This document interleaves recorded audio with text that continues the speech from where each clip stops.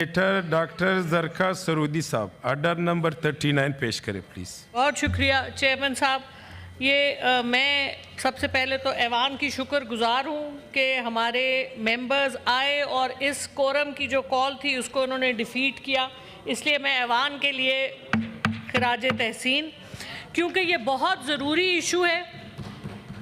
Sir, मैंने तो ये मोशन डाला था वर्ल्ड इकोनॉमिक फोरम की जो रिपोर्ट आई थी पाकिस्तान के हवाले से, ग्लोबल जेंडर गैप के हवाले से, मैंने उसके ऊपर ये मोशन डाला था। लेकिन अफसोस इस बात का है कि आज और जिस इशू पे आज जिससे मैं शुरू करूंगी वो बलूचिस्तान का ही इशू है, जहां डिगारी में एक खातून और एक मर्द को गोलियां मार के उनको कत्ल कर दिया गया और उसकी हम शदीद मजम्मत करते हैं। लेकिन उससे ज़्यादा मुझे थोड़ा सा अफसोस हमारे अपने ही ऐवान के हमारे चीफ मिनिस्टर साहब थे, जो उन्होंने उनके बारे में कहा, उससे भी हमें बहुत तकलीफ़ हुई।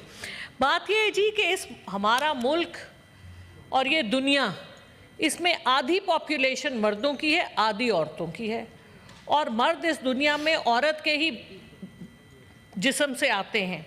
सो मकसद ये है कि औरतों के हकूक़ अगर आप पामाल करेंगे तो फिर कहाँ का इंसाफ और कहाँ की आपकी आइनी और कानूनी हैसियत।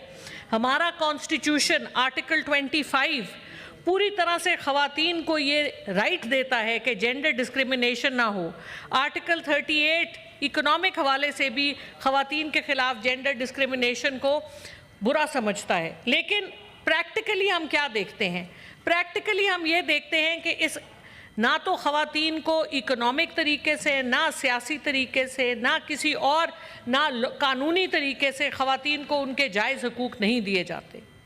अभी जो बलूचिस्तान में हुआ है सर, इसकी जितनी शदीद अल्फाज में मजम्मत की जाए वो कम है।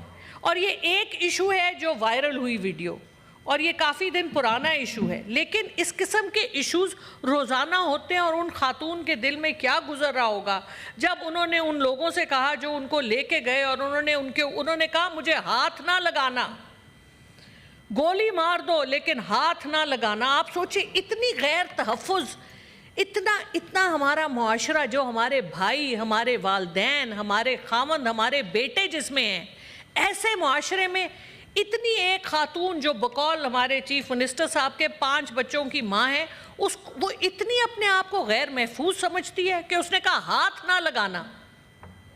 ये क्या है? और क्यों इसके ऊपर ह्यूमन राइट्स कमीशन ने एक्शन नहीं लिया? क्यों इसके ऊपर वावेला नहीं हुआ? क्यों इसके ऊपर शोर नहीं हुआ? क्यों इसके ऊपर इसको आराम से चलाया जा रहा है? मेरे ख्याल में तो सेनेट में आज सबसे पहला इशू ये रेज होना चाहिए था। 50% 24 करोड़ अवाम में से ख़वातीन है सर, और सेनेट में और हमारी पॉलिटिकल स्पेस में सर सिर्फ 17% ख़वातीन को जगह दी जाती है, जबकि हमारा हक 50% का है। और सर हालात ये हैं कि ख़वातीन को ना तो जॉब्स दी जाती हैं। पाकिस्तान का जो फीमेल वर्क फोर्स है 20 से 25% है, जो कि दुनिया में एक इंतहाई लो फिगर है। कायदे आज़म ने भी फरमाया था कि जब तक ख़वातीन मर्दों के शाना बशाना काम नहीं करेंगी, ये मुल्क तरक्की नहीं करेगा, और कोई दुनिया का मुल्क तरक्की कर नहीं सका। हमारे हमसाये में हिंदुस्तान है, वहाँ पर आप देखिए, और मुस्लिम ममालिक में आप देखिए, इंडोनेशिया में देखिए, मलेशिया में देखिए, कतर, हमारे जो अरब ममालिक हैं वहाँ भी देखिए, अब तो सऊदी अरेबिया में इतनी आज़ादी हो गई है, तो हमें क्या मुश्किल है? और इसके ऊपर जब तक कि सीरियसली गवर्नमेंट इसको टेक अप नहीं करेगी, मुझे तो आज इस बात का भी पता नहीं है कि कौन सी मिनिस्ट्री इसको रिस्पॉन्सिबल है और कौन आज जवाब देंगे। सर ह्यूमन राइट्स, सर आप तो बहुत अच्छे हैं, बाकी लोग भी बहुत अच्छे हैं, लेकिन सर काम हम नहीं देखते कि कुछ होता है। वो तो सर आप बात करेंगे। सर सीडॉ के हम रेटिफाई हमने किया हुआ है, SDGs की हम बड़ी आवाज़ें उठाते हैं सर, SDG 5 वो भी इसकी हम रेटिफाई, ज़बानी कलामी सब कुछ होता है, लेकिन सर प्रैक्टिकली कुछ भी नहीं है। ख़वातीन को इतना तहफ़्फ़ुज़ नहीं है। हमारे ऑनरेबल सेनेटर परवेज़ रशीद साहब ने उस दिन बड़ी अच्छी बात की कि इतनी गैर महफूज हैं ख़वातीन हमारे माशरे में कि वो अपने ऊपर कई लिबादे पहनती हैं, दुपट्टे, चादरें, کیا کچھ نہیں اپنے آپ کو محفوظ کرنے کے لیے ہمیں کرنا پڑتا ہے. تو یہ کیسا معاشرہ ہے سر جہاں پہ کہ نبی کریم صلی اللہ علیہ وآلہ وسلم ہزاروں اور لاکھوں اور کروڑوں درود ان پہ انہوں نے جس طرح سے خواتین کو آزادی دی, انہوں نے اپنے سے 15 سال بڑی خاتون حضرت خدیجۃ الکبریٰ سے شادی کی رضی اللہ عنہ, اور کس طرح سے انہوں نے کفالت کی اسلام کی, یعنی کہ وہ اتنی امیر عورت تھیں اور آخر میں جب ان کی اپنی بیٹی کی شادی ہوئی حضرت زینب رضی اللہ عنہ تو ان کے پاس دینے کے لیے صرف ایک چادر تھی.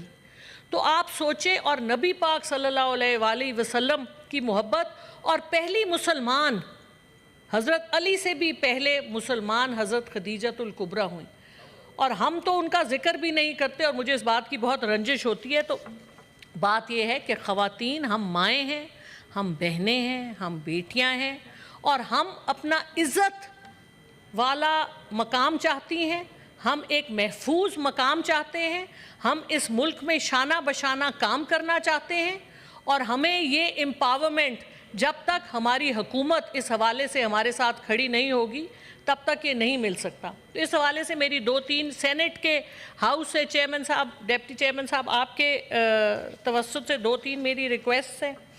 سب سے پہلے تو یہ ہے سر کہ ایک میں نے سنا ہے کہ کوئی جینڈر پیرٹی کے اوپر کوئی پارلیمانی کمیٹی بنی ہے, اس میں ہم جیسے ناچیز لوگوں کو بھی ڈالا جائے. دوسری بات یہ سر کہ ہمیں ایک اینول رپورٹ چاہیے جینڈر پیرٹی کے اوپر اس ایوان میں, اور ہمیں ایک فریم ورک چاہیے کہ کیا فریم ورک بنایا جا رہا ہے جینڈر پیرٹی کے حوالے سے ہمارے ملک میں اس وقت, کیونکہ GSP+ سے لے کر آپ کے ہیومن رائٹس کمیشنز کی جو ریکوائرمنٹس ہوتی ہیں, جب ہمارے افسران انٹرنیشنل فورمز پہ جاتے ہیں تو وہاں بہت مار پڑتی ہے, اور اس صرف کاغذی کارروائی سے وہ مار نہیں ختم ہوگی, ہمیں کوئی پریکٹیکل سٹیپس لینے پڑیں گے. ہمارا ہیراسمنٹ پہ بل آیا, ہمارا ایسڈ تھروئنگ پہ بل آئے, ہمارے ریپ کے اوپر بل آئے, لیکن بڑے افسوس کے ساتھ کہنا پڑتا ہے کہ ان پہ کسی قسم کا کوئی ایکشن نہیں ہوا. تو ہمیں ایک فریم ورک چاہیے, ایک نیشنل فریم ورک جس میں کہ جینڈر پیرٹی کو اور جینڈر ایکوالٹی کو ایڈریس کیا جائے. ہمیں ایک اینول رپورٹ چاہیے, اور ہمیں پلاننگ کمیشن سے ایک آن گوئنگ پروگرام چاہیے کہ کس طرح سے یہ سب چیزیں اچیو ہوں گی. اور سر ہم یہ ریکویسٹ کرتے ہیں کہ پارلیمنٹ میں, سینٹ اور نیشنل اسمبلی میں سے آپ ان لوگوں کو لے کے جائیں جو ان چیزوں پہ کچھ بات کر سکیں, اور جو کوئی سیر حاصل ہم کسی ڈائریکشن میں اس کو لے کے جا سکیں, کیونکہ جو ابھی بلوچستان میں یہ ایک واقعہ سامنے آیا ہے, اس طرح کے روز واقع ہوتے ہیں اور ہمارا دل چھلنی ہوتا ہے یہ سب سن کے. بہت شکریہ ڈیپٹی صاحب, بہت بڑی